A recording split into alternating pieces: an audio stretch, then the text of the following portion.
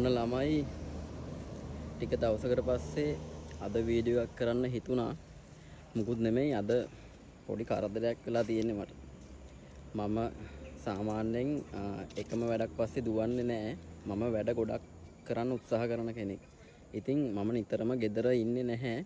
ගෙදර නැති පුංචි වෙලාවක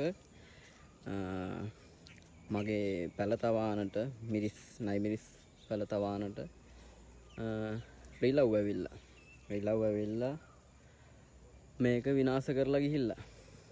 මෙන්න බලන්න. දැක්කාම නම් සෑහෙන දුකයි. මොකද මම ගොඩක් මහන්සි වුණා මේකට.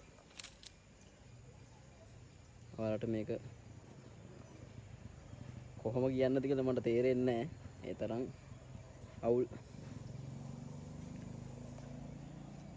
මේ සමහර ගස් කඩලම අරගෙන. මම සත්තුන්ට කරදර කරන්නෙත් නැහැ. සත්තුන්ට හරි ආදරේ මම. ඒ වුණාට මෙහෙම කරනකොට නම් එපා වෙනවා. මම මේකට සෑහෙන්න මහන්සි වුණා. මුලින් ඉඳන් ආයෙ ටිකක් මහන්සි වෙන්න වෙයි මේක ගොඩ දාගන්න.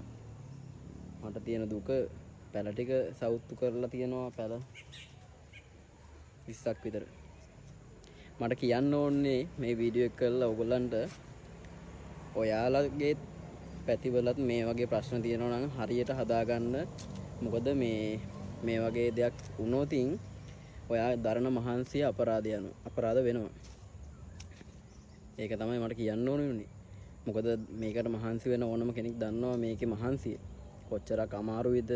පස් මාධ්‍ය හදාගන්න, මේ වගේ පැල ප්‍රමාණයකට හදාගන්න, පස් ටික හදාගන්න එකේ ඉඳන් කොච්චර අමාරුද කියලා මේ වගේ වගාවක් කරන කෙනෙක් දන්නවා. ඉතින් ඔයාලගේ වගාවත් පරිස්සම් කරගන්න මේ වගේ දේවල් වලින්. එහෙනම් හැමෝටම ජය වේවා.